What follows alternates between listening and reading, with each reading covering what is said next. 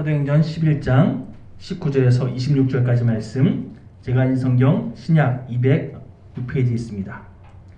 사도행전 11장 19절에서 26절까지 말씀 한 절씩 교독하시고 마지막 26절은 함께 합독하겠습니다. 19절입니다. 그때에 스데반의 일로 일어난 환난으로 말미암아 흩어진 자들이 베니게와 구브로와 안디옥까지 이르러 유대인에게만 말씀을 전하는데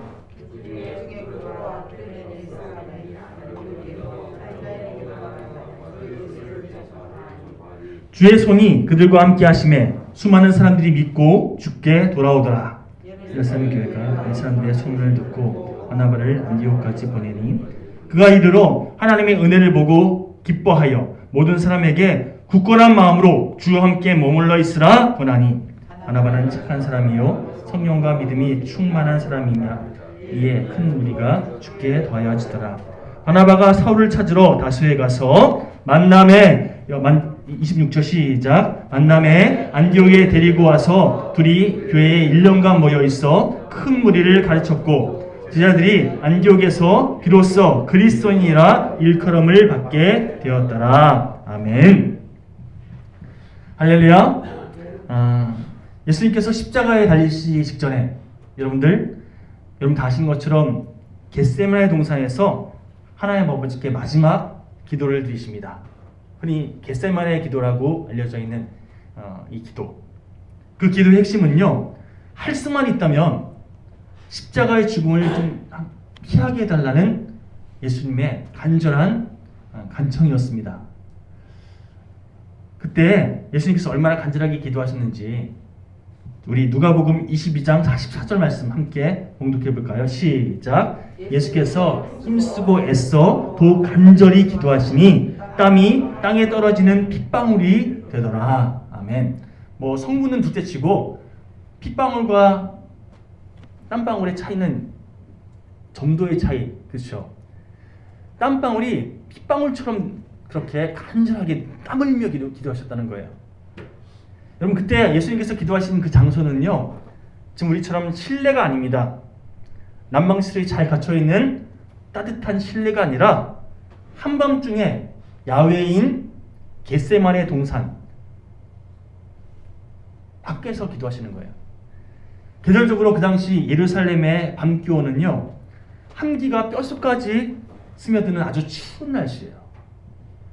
그럼에도 불구하고 예수님께서 얼마나 간절하게 기도하셨으면, 예수님께서 얼마나 열심을 다해서 힘써 기도하셨으면 그 한기 속에서, 그 추운 기온 속에서 기도하시는 예수님의 얼굴에 땀이 흘러내렸겠습니까?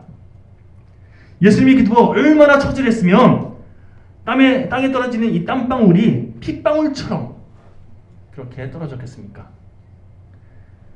여러분, 그런데 예수님께서 이렇게 간절하게 애절하게 울부짖고 하나님께 매달려 기도했지만 하나님께서는요, 예수님의 이 기도에 끝내 응답하지 않으셨습니다. 그리고 우리가 아는 것처럼 예수님의 기도가 바뀌죠. 주님, 하나님의 뜻이라면 순종하겠습니다. 체포당하신 예수님께서 로마 병정들에게 옷이 벗겨지고 채찍들 당하시는 이 장면. 여러분, 로마의 채찍은요, 그냥 우리가 생각하는 가죽 채찍 맞고 그냥 여기 막 자국 남는 것을 끝나는 게 아니라 인간이 개발한 채찍 중에 가장 끔찍한 채찍이 로마 병정들의 채찍이에요. 그래서 이게 한번 휘두르면 끝에 날카로운 어떤 그런 쇠붙이가 몸속에 파고들어서 피가 맞다가 딱 떨어지는 순간에 살점을 같이 그렇게 떼어내는 그런 아주 무자비한 채찍이에요. 여러분, 예전에 저랑 같이 사역했던 유초등무 전사님이 아이들에게 패션 오브 크라이스트라는 편집 영상분 이렇게 잠깐 보여준 적이 있어요. 그 전사님의 의도는 예수님께서 이렇게 고난당하시고 우리를 위해서 십자가에 달려 돌아가셨다, 이 복음의 메시지를 선포하기 위한 그런 영상 재료로 패션 오브 크라이스트의 편집 영상을 잠깐 보여준 건데요. 여러분, 하필이면 그 장면에 채찍에 맞아서 사슴이 막 떨어져 나가고 온갖 피투성이 되는 예수님의 모습이 그 영상에 보여지니까 아이들이 집에 가서 엄마한테 울면서 교회 안 가겠다고, 무서운 거 봤다고 교회에서 무서운 거 틀어준다고 막 울면서 엄마한테 막 얘기해서 결국 부모님들이 전사님한테 항의 전화했을 정도로 뭘 보여줬길래 그렇게 애들이 우냐고, 왜 그런 거 이상한 거 보여주냐고 막 항의 전화 하셨던 기억이 나요. 그만큼 여러분 끔찍한 채찍질 당하시고 가슴과 등이 온갖 그 채찍에 의해서 다 찢겨지고 피투성이가 되어 예수님의 모습을 지켜보시면서 하나님께서는요 끝까지 예수님께 구원의 손길을 내밀지 않으셨습니다. 그렇죠. 그냥 죽기까지 내버려 두셨어요. 머리에 가시관이 씌워져서 얼굴마저 피범벅이 되고 예수님의 손과 발이 십자가에 못 박히는 그 모습을 보면서도 하나님은 가만히 보고만 계셨습니다. 여러분, 예전에 제가 작업하다가 눈에 보이지 않는 가시가 이 손가락 끝에 딱 박혀가지고 이게 너무 아파가지고 하루 종일 이것 때문에 신경 쓴 적이 있어요. 자그마한 가시가 손에 박혀도요 너무 힘들어하고 아파하는 것이 우리들의 이 연약함인데, 하물며 손발에 대못이 박혀버렸으니 얼마나 그 고통이 심했겠습니까? 그 참을 수 없는 고통 속에서 예수님께서 이렇게 하나님께 절규합니다. 마태복음 27장 46절입니다. 엘리 엘리 라마 사박다니. 번역하면 나의 하나님 어찌하여 나를 버리십니까? 어찌하여 나를 버리셨나이까? 하나님께 절규하더라는 거예요. 하나님의 독생자이신 예수님께서 하나님을 향해서 왜 나를 버리시냐고 절규할 정도로 그렇게 극심한 고통을 당한 걸 보면서 하나님께서는요 그런 예수님을 가만히 지켜만 보셨습니다. 하나님께서 예수님의 절규를 못 들으셨기 때문에 그런 걸까요? 아니, 절규는 들으셨는데 예수님을 그 십자가의 고난으로부터 구해낼 능력이 없으시기 때문에 하나님께서 그냥 지켜만 보시는 걸까요? 아니요. 오히려 그 반대입니다. 성부 하나님, 예수님께서 절규하는 그 소리 들으셨고 또 예수님을 구원할 수 있는 능력 충분히 있으셨음에도 불구하고 끝내 예수님의 그 절규에 응답하지 않으셨다는 거예요. 여러분 한번 생각해 보십시오. 내 자녀가 누군가에게 막 몰매 맞고 있어요. 그러면 아비의 입장으로, 혹은 엄마도 마찬가지예요. 내 자녀가 막 맞는 거 보면서 어쩔 수 없이 그냥 내 몸이라도 건져야지 이러는 부모 있습니까? 내가 상대방 못 이겨도요 내 아들을 어떻게든 지키겠다고 그 무리를 향해서 뛰어드는 것이 부모된 심정이잖아요. 내가 능력이 있든 없든 어떻게 해서든 내 자녀만큼은 건져내겠다고 뛰어드는 것이 부모의 심정일진데, 여러분 독생자이신 예수님을 그렇게 방치하는 이 하나님의 이 모습 가운데 과연 우리가 알지 못하는 하나님의 깊은 뜻이 있는 것은 아닌가라는 그런 의문을 가질 필요가 있지 않겠습니까? 독생자 예수님의 그 고난과 죽음 앞에서 제가 언젠가 패션 오브 크라이스트라는 영화 제목, 앞서 소개해드렸던 이 영화의 제목에 대해서 설명드린 적이 있는데요.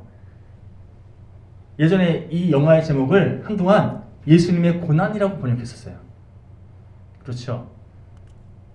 그래서 그 영화 보면 진짜 예수님께서 고난을 하는 장면이 아주 생생하게 계속 보여주잖아요.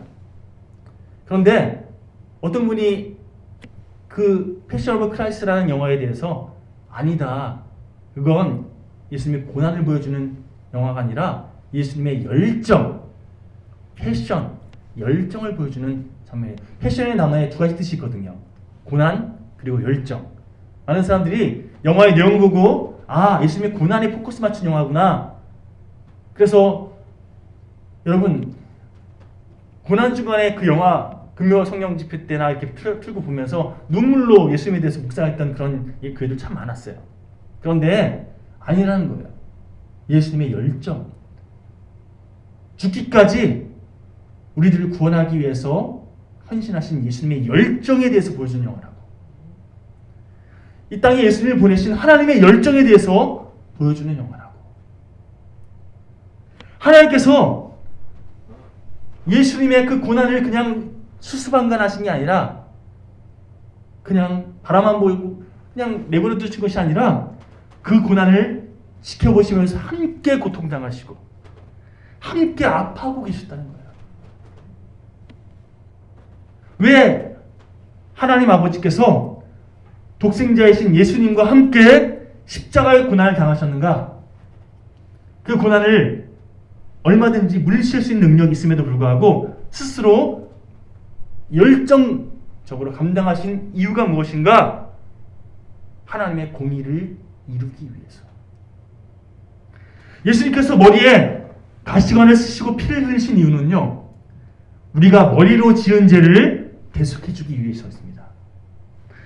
예수님의 가슴팍이 로마 군병의 채찍에 찢겨지면서 피를 흘리신 까닭은 우리가 마음으로 지은 죄의 대가를 대신 치러주기 위함이었습니다. 예수님의 양손에 대못이 박혀서 피를 흘리신 까닭은 우리의 두 손이 지은 온갖 죄를 대속하기 위함이었습니다. 마찬가지로 예수님의 두 발에 못이 박혀서 검붉은 피를 흘리신 까닭은 우리가 가서는 안 될 곳을 돌아다니고 그래서 잘못을 자행한 우리들의 두 발이 지은 죄를 대속해 주시기 위함이었습니다. 이처럼 하나님께서 독생자 예수님의 그 고난에 함께 동참해 주시고 그 십자가의 고난을 통해서 죄의 싹은 사망이라는 것을 몸소 짊어지셨고 모든 죄인은 반드시 죽음의 대가를 치러야 한다는 하나님의 공의를 이루셨습니다. 그와 동시에 그럼에도 불구하고 죄된 우리를 기필코 구원하시려는 하나님의 사랑을 동시에 완성하셨다는 거예요. 이게 하나님의 성품인 공의와 사랑이 함께 완성된 십자가의 의미예요. 그리고 이를 믿는 자마다 하나님의 자녀가 되는 권세를 주셨으니 아멘? 바로 이게 성경이 증거하는 복음의 핵심이라는 겁니다.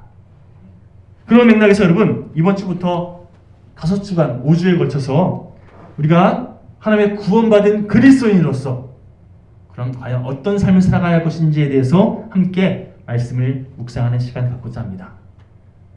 자, 어떤 분에게 들었던 이야기 잠깐 여러분들에게 들려드릴까 하는데요. 이분이 외국에 출장 갈 일이 참 많은 분인데 한 번은 아프리카 에티오피아라는 나라에 사업차 출장을 가신 그때 있었던 일을 저에게 얘기해 주시더라고요. 언젠가 빈민 지역에서 사역하고 있는 선교사님 만나려고 주일날 그 교회에 방문했다는 거예요. 그리고 함께 예배를 드리는데 좁은 예배당에서 현지인들이죠. 흑인들과 함께 몸을 이렇게 막 맞대고 밀착하고 함께 예배 드리는데 우리는 보통 주일날 예배 1시간 좀 넘어가면 왜 이렇게 안 끝나지 그러잖아요. 2시간, 3시간 넘도록 계속 예배 드리는데 너무나 뜨겁게 예배 드리더라는 거예요. 그러면서 어느 순간 자기도 모르게 막 눈물이 나기 시작하더래요. 하나님을 향한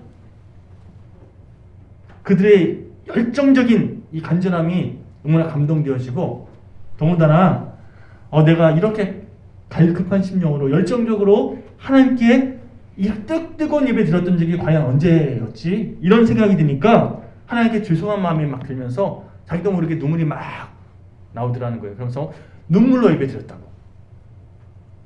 그렇게 뜨거운 눈물의 예배를 드리고 나서 예배당 앞에 이제 사람들이 다 같이 예배 끝나고 나올 거 아니에요? 앞마당에 서울 강남에 있는 어떤 대형 교회에서 옷가지를 챙겨서 아마 보내주셨나 봐요. 그거 나눠주는 행사가 진행됩니다. 박스에 딱 열어보니까 역시 강남에 사는 분들은 좀 다른 것 같아요. 몇 번 입어보지도 않은 거의 새 옷 같은 옷들이 다 들어있고, 어떤 옷들은 메이커, 자기도 못 입는 그런 메이커 옷들이 막 있더래요. 그러면서 성교사님이 가끔 어떤 분들이 그냥 깜빡하고 귀금속도 막 옷에 그냥 넣어놓고 보내는 경우도 있다고 그러면서 상황이 이렇다 보니까요, 그 예배에 드렸던 그 현지인들이 어떻게든 좋은 옷을 갖고 싶은 마음이 생기지 않겠습니까? 잘 건지면 귀금속도 넣을 수 있으니까. 옷을 나눠주는 시간이 딱 진행되니까요, 예배당 앞마당이 순식간에 아수라장이 되어버렸대요. 차례대로 한 사람당 옷 3벌씩 가져가십시오라는 이 원칙이 있었는데, 더 좋은 옷을 어떻게든 차지하려고 하는 인간의 욕망 앞에 이 원칙이 완전히 무시되기 시작하면서 결국 마시는 거에 파리떼가 막 몰려드는 것처럼 저마다 옷더미에 달려들어가지고 한 무리도 더 차지하려고, 이거 내 거야 하면서 막 이렇게 막 줄다리기 하는 그런 모습은 기본이고, 막 싸우는 분위기가 형성되기 시작하는 걸 보면서 이분이 저한테 얘기하기를, 방금 전에 정말 뜨겁게 아주 경건하게 예배드릴 때 그 얼굴 표정 온데간데 없이 사라지고 완전히 지옥도 그런 지옥이 없더래요. 천당과 지옥을 순식간에 넘나드는 이 모습을 지켜보면서 너무나 큰 실망감이 들더라는 거예요. 근데 잠시 후에 그분에게 하나님께서 어떤 깨달음을 주셨대요. 예배당에서 하나님께 예배드릴 때는 경건한 그리스도인이고, 그리고 자기와 어떤 이해득실이 없는 사람들 앞에서는요, 좋은 이웃으로 하지만 자신에게 어떤 해를 끼치거나 또 나에게 어떤 이익과 관련된 그런 문제가 딱 직면하게 되면 얼마든지 이기적으로 처신하게 되는 이 땅의 그리스도인들, 그리고 또다시 예배당에 와서는 경건한 모습으로 예배 드리고 있는 그런 이 땅의 그리스도인들의 모습이 저들과 뭔 차이가 있을까? 그리고 그 그리스도인의 모습에 바로 나도 포함되어 있구나라는 생각이 들면서 더 이상 그 아수라장을 보면서 하나님 죄송합니다, 이런 회개 기도가 오히려 나오더라는 거예요. 여러분들 스스로에게 한번 질문해 보십시오. 나는 언제 어디서나 매 순간 예수 그리스도를 쫓는 인생답게 거룩한 삶의 모습을 유지하고 있는가? 그 현지인들 내가 손가락질할 수 있는 자격이 나에게 있는가? 한번 스스로에게 질문해 볼 필요가 있다는 거죠.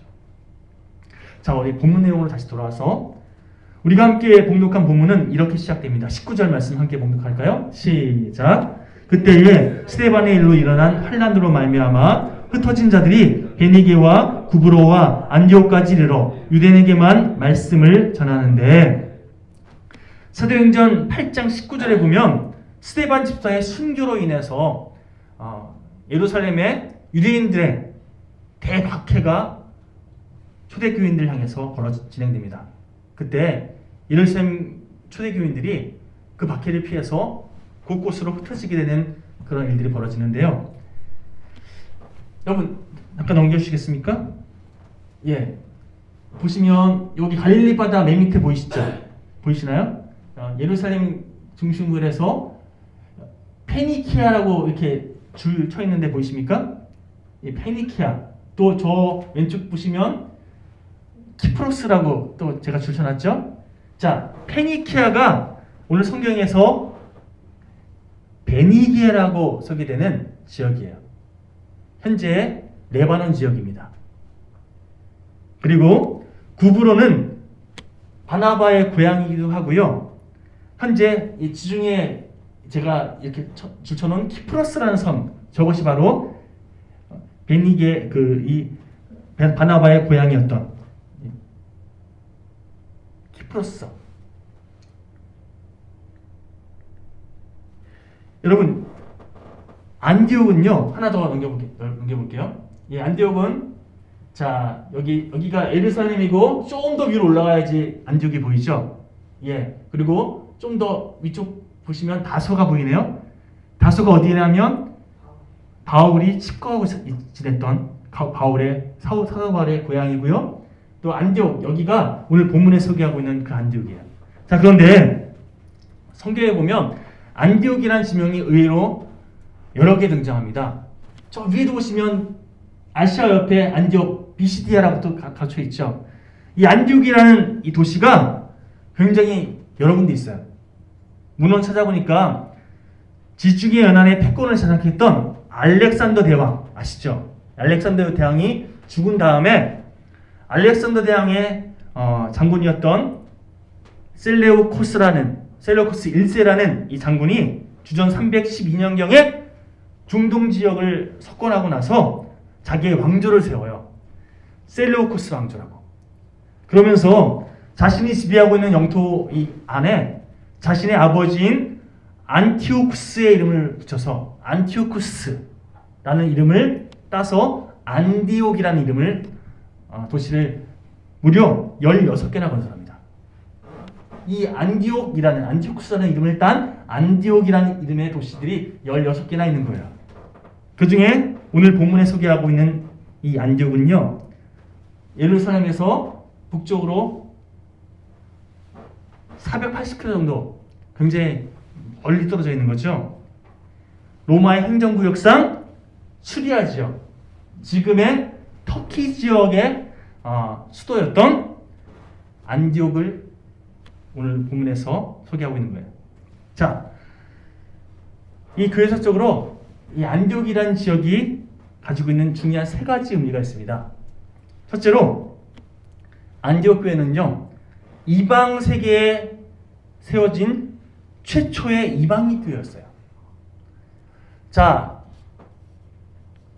유대인들을 중심으로 처음 세워진 초대 교회가 어디에 있었죠? 예루살렘에 있었죠. 그렇죠? 예수님께서 승천하신 이후에 유대인들 중심으로 해서 예루살렘의 첫 번째 교회가 세워지죠. 그리고 나서 여러분 이름 들어보셨을 텐데 고넬료라는 사람이 가이사라 지역에서 세례를 받고 그리스도인이 됩니다. 자, 가이사라는 유대 땅 안에 있는 지역이에요. 유대인에 파송되었던 유대 지역에 파송되었던 로마 군대 장관 백부장이었던 이 고넬료가 주님의 복음을 전해 듣고 세례 받으면서 교인이 되고, 그래서 교회가 세워지는데, 자, 이방인들이 처음 세운 교회가 이 고넬료 통해서 만들어진 첫 번째 이방인 교회. 근데 이 고넬료가 세운 교회는 고넬료 중심으로 세워진 교회는요, 유대인 이 안에 있는 교회였어요. 그리고 오늘 우리가 함께 보고 있는 안디옥은 유대의 땅 밖에 처음 세워진 이방인 교회인 거예요. 이해되시죠? 자, 우리 본문 20절 말씀 좀 찾아볼게요. 20절 시작. 그 중에 구브로와 구레네 몇 사람이 안디옥에 이르러 헬라인에게도 말하며 주 예수를 전파하니. 자, 19절에 보시면 곳곳으로 흩어진 이 초대교인들이 누구에게만 복음을 전합니까? 유대인에게만 복음을 전해요. 왜냐하면 헬라인들은 이 하나님의 어떤 이 이스라엘 백성들의 역사에 대해서 이해도 못하고, 더군다나 그런 기본 배경, 지식 배경이 없는 상태에서 복음을 전하는 게 참 어려운 상황이거든요. 그러니까 기본 지식 배경이 있는 사람들, 유대인들에게 우리들이 그동안 기다렸던 메시아가 바로 예수님이야 소개하면 복음이 쉽게 전달되잖아요. 그래서 한동안 유대인들에게만 복음을 전했던 거예요. 그런데 20절에 보시니까 안디옥에서 유대인이 아닌 이방인들, 특히 헬라인들에게도 복음을 전하기 시작했다는 거예요. 그리고 이렇게 헬라인들에게 전해진 복음의 내용이 무엇인가? 앞서 제가 쭉 소개해드렸던 것처럼 나사렛 예수가 온 인류를 구원하는 구세주로 오셨다는 거예요. 이게 참 이해할 수 없는 그런 부분이 뭐냐면요, 당시 지중해 연안 이 세계를 석권했던 로마 제국에서 유대인들은요, 말 그대로 로마 제국의 동쪽 끝자락에 위치한 변방인, 힘없는 민족이에요. 소수민족인 거죠, 쉽게 말하면. 그런데 그 변방인에 불과했던, 그 소수민족에 불과했던 유대인 나사렛 출신 예수라는 사람이 온 인류의 구세주다, 이 말을 듣고, 소위 헬라인들은 지성인들이거든요. 철학으로 무장되어 있는 이 지성인들이 예수를 자신의 구세주로 영접한다? 이게 말도 안 되는 상황이거든요. 그러니까 그 당시에 유대인들이 헬라인들에게 복음을 전하는 거, 이거 아예 시도도 안 했던 거거든요. 그런데 그 복음을 듣고 헬라인들이 주님을 영접했다는 거예요. 기적인 거죠. 자, 무엇이 이를 가능하게 했는가? 본문 우리 21절이 이렇게 증거합니다. 21절 시작. 주의 손이 그들과 함께 하심에 수많은 사람들이 믿고 주께 돌아오더라. 한마디로 정의하면요, 주님이 하신 일이라는 거예요. 주님이 하셨다는 거예요. 복음을 전하는 사람들이 논리정연하게 잘 이해시켜서 그 말 듣고 아멘 받아들이는 게 아니라 주님이 복음을 그들에게 영접하게끔 역사하셨다는 거예요. 이 경험 이후로 유대인들만 복음을 듣고 주님을 영접하는 게 아니라 헬라인들도 복음을 받아들이는 거구나. 주님께서 우리에게 명하셨던 것처럼 땅끝까지 이르러 주님의 복음을 전하는 건 유대인들에게만 해당되는 이야기가 아니라 모든 사람들에게 적응해야 할 그런 흐름인 거구나 깨닫게 되고, 이후로 여러분 아시는 것처럼 바울이 이방인들에게도 복음을 전하는 그런 전도 사역을 벌이지 않습니까? 아주 그래서 안디옥 교회가 아주 의미심장한 세계 복음의 역사에 아주 중요한 어떤 획을 긋는 그런 지역이라는 거죠. 이방 세계였던 안디옥에 더군다나 유대인들이 아니라 헬라인들이 복음을 듣고 주님을 영접했다는 이 소문을 듣고 예루살렘 교회에서 즉시 바나바를 그 지역의 목회자로 파송합니다. 안디옥에 있는 바나바가 하나님께서 이방인들에게 은혜 베푸셔서 이렇게 구원의 감격이 이들에게 있는 것을 보면서 안디옥 교인들에게 권면합니다. 굳건한 마음으로 계속해서 주님께 붙어있으라. 그냥 한번 감동받고 입술로만 주님을 내가 영접합니다 이렇게 고백 끝내지 말고 계속해서 주님께 붙들려 있으라고, 계속해서 하나님의 백성답게 살아가시라고, 계속해서 구원받은 그리스도로 살아가시라고 권면했다는 거예요. 그리고 투철한 청지기의식, 이 청지기의식 토대 가운데 하나님의 소명에 정말 최선을 다해 반응했던 여러분 바나바의 신앙 고백을 지켜보고 또 그의 권면, 그의 삶을 바라보면서 안디옥 교인들이 감명받은 거예요. 저게 진짜 그리스도의 삶의 모습이구나. 그래서 이 바나바의 권면과 헌신과 삶의 모습을 통해서 더 많은 사람들이 안디옥 교회에 몰려들었다. 이게 본문의 내용인 거예요. 계속해서 교인들이 모여드니까요, 안디옥 교회를 혼자서 목회하는 게 참 힘들겠다 생각해서 결국 한 사람을 더 목회자로 초빙하게 되죠. 여러분 잘 아시는 사도 바울이 이때 안디옥 교회의 목회자, 부교역자로 초빙돼요. 아까 지도 보시면 안디옥에서 좀 떨어진 곳에 다소라는 지역이 있는데 예전에 잠깐 바나바와 바울이 어떤 인연이 있었거든요. 그 인연을 떠올리고 다소에서 바울을 청빙해 와야겠다. 그래서 직접 다소로 가서 잘 믿음으로 권면하니까 결국 바나바의 권면으로 인해서 바울이 무려 13년 정도 고향에서 칩거하고 있었거든요. 그러다가 바나바의 권면으로 역사의 전면으로 다시 나오게 된 게 바로 안디옥 교회라는 거예요. 그리고 안디옥 교회에서 바나바와 바울이 함께 목회 사역을 열심히 감당하면서 안디옥 교회 교인들을 말씀으로 잘 양육한 이후에 결국 1년 뒤에 어떤 일이 벌어집니까? 안디옥 교회에서 4명의 세계 선교를 위한 파송을 그렇게 진행합니다. 그래서 1차 선교 여행을 진행하게 되죠. 그 선교 여행을 통해서 여러분 아시는 것처럼 세계 곳곳에 구원의 역사가 펼쳐지는 그런 놀라운 복음 확장이 일어나게 되었다는 겁니다.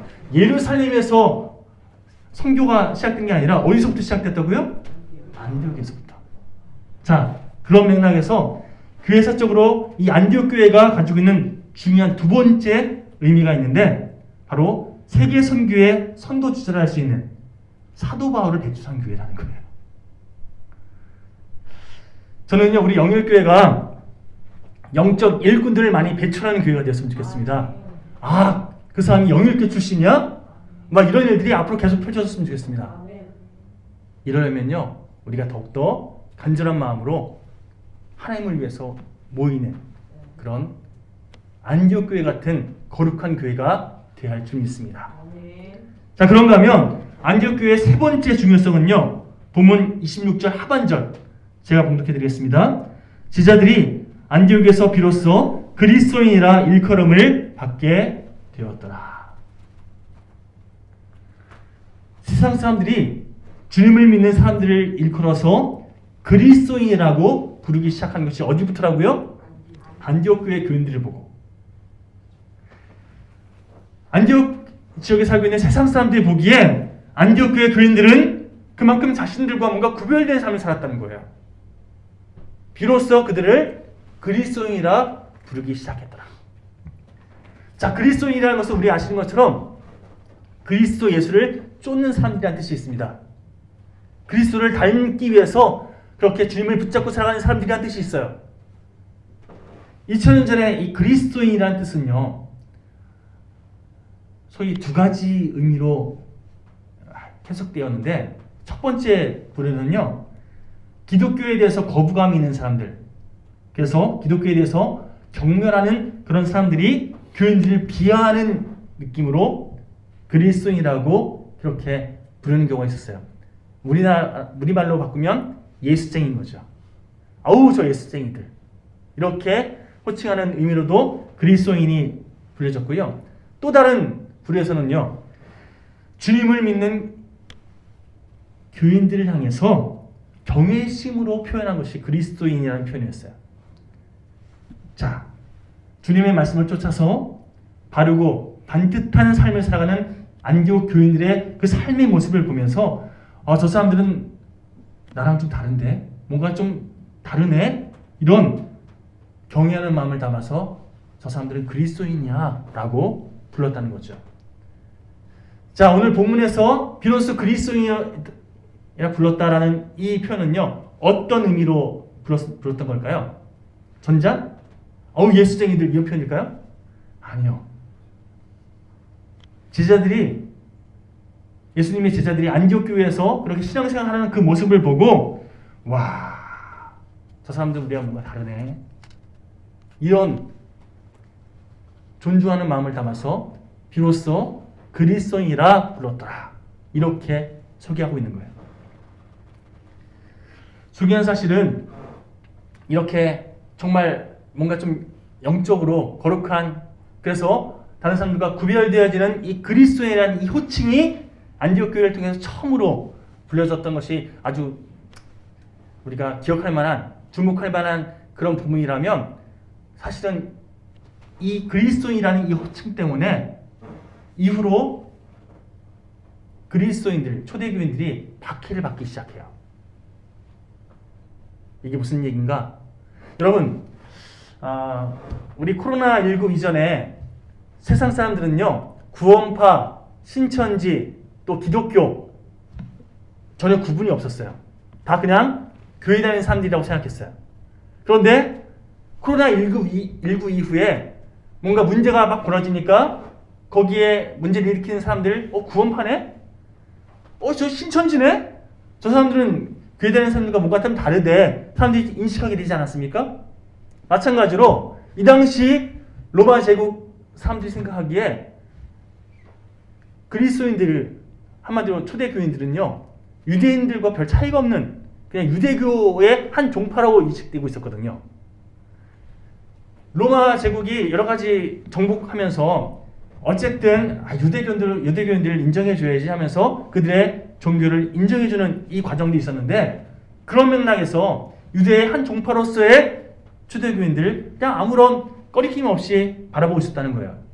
그런데 알고 보니까 유대인들과 다른 종파네 그리스도인이라고 비로소 일컬어지면서 우리가 생각했던 것처럼 유대교가 아니라 기독교는 좀 다른 종교네 라는 것이 딱 로마 제국에게 인식되고 나니까요, 그 다음부터 박해가 시작된 거예요. 왜요? 제국을 통치하는 이 황제 중심의 로마 제국은요, 다신교를 믿는 그런 신앙이잖아요. 그 중에서 가장 중요한 신은 누구죠? 황제가 그들에게 있어서 가장 중요한 신인 거예요. 황제를 추앙하는 이 신앙에 위배되는 그런 종교들은 다 가지치기 하는 것이 로마 제국의 방침이었는데, 가만 보니까 기독교인들은 누구만 자신들의 주로 고백하죠?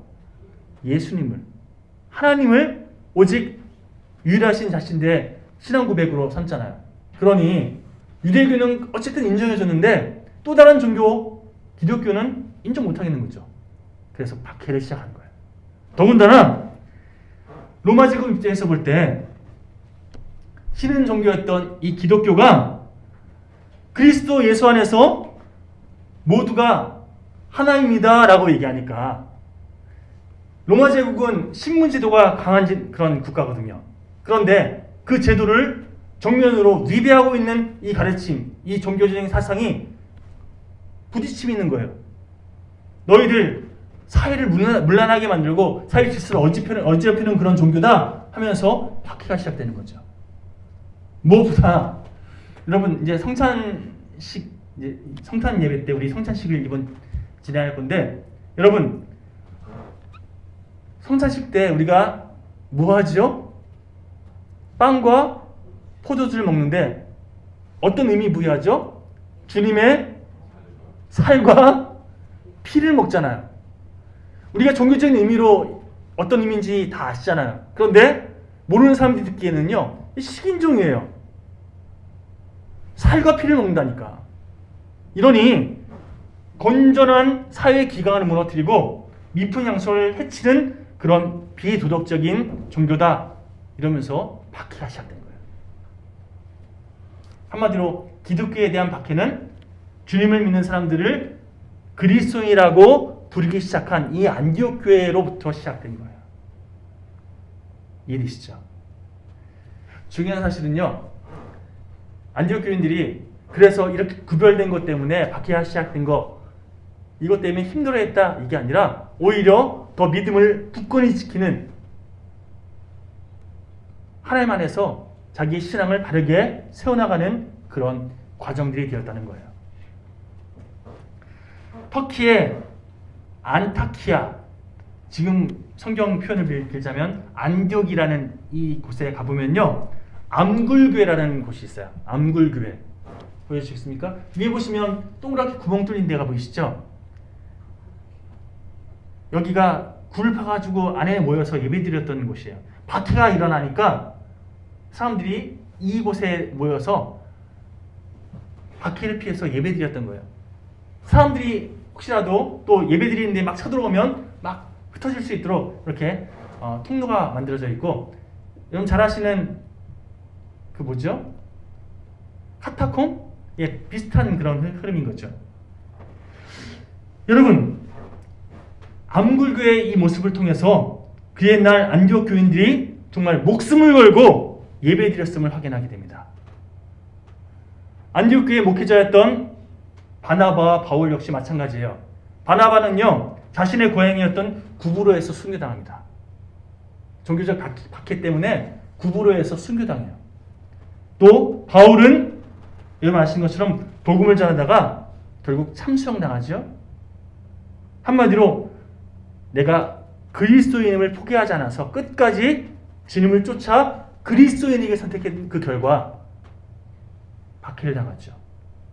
나중에 안디옥 교회의 감독이 되었던 이그타니우스라는 사람 역시 그리스도인이라는 이유 때문에 맹수의 밥으로 그렇게 죽음을 당합니다. 이처럼 기독교 역사에 보면 박해자들은 시간과 장소에 상관없이 그리스도인들을 계속 박해하기 시작합니다.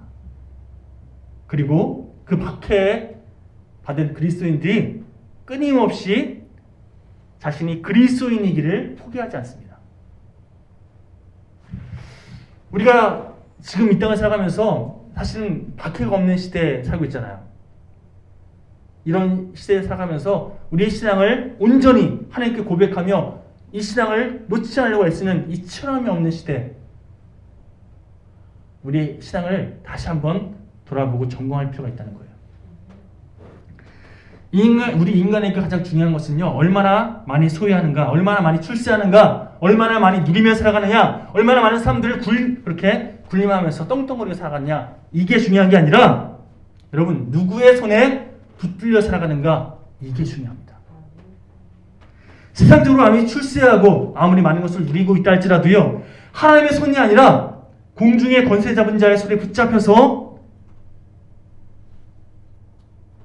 절망을 향해, 사망의 음침한 골짜기를 향해 끌려가고 있다면 언제가 썩어 문드러질 그런 자기 손만을 의지하고 살아가고 있다면 여러분 그 인생은 하나님 앞에 서게 됐을 때 아무런 의미 없는 인생, 나는 모른다 라고 말씀하시는 그런 비참한 인생으로 끝을 맺을 뿐입니다. 우리에게 정말 중요한 것은 내가 무엇을 붙잡고 있느냐 이게 아니에요. 내가 누구에게 붙들려 있느냐, 이게 더 중요함을 깨달으시고 언제나 주님께 붙들림 바 되어 살아가는 우리 영일교회 모든 교우들 되시기를 간절히 축원드립니다. 말씀을 정리하겠습니다. 우리 사랑하는 영일교회 여러분, 우리가 우리를 구원해 주신 주님께서 우주 만물보다 더 크신 분이고 우리 삶의 진정한 주관자이심을 믿으시기 바랍니다. 그 주님을 날마다 의지하면서 오늘 본문에 안디옥 교회 교인들, 다른 말로 진정한 그리스도인들처럼 어떤 상황 속에서도 주님을 쫓는 진짜 백이 그리스도인으로 매 순간 믿음으로 살아가는 우리 모두가 되었으면 좋겠습니다. 우리의 그런 삶을 통해서 하나님께서 이 땅을 새롭게 회복시킬 겁니다. 우주보다 더 크신 주님께서 언제나 진짜 백이 그리스도를 통해서 일하시고 역사하시는 분이심을 믿고 우리가 진짜 백이 그리스도인이라는 삶을 살아가는 우리 모두가 되길 간절히 축원드립니다. 자, 우리 이 찬양 함께 고백하기 원합니다. 주님만 나의 구주 삼겠습니다. 주님만 온전히 의지하겠습니다. 이 찬양 고백하시면서 준비한 예물 함께 봉헌하겠습니다.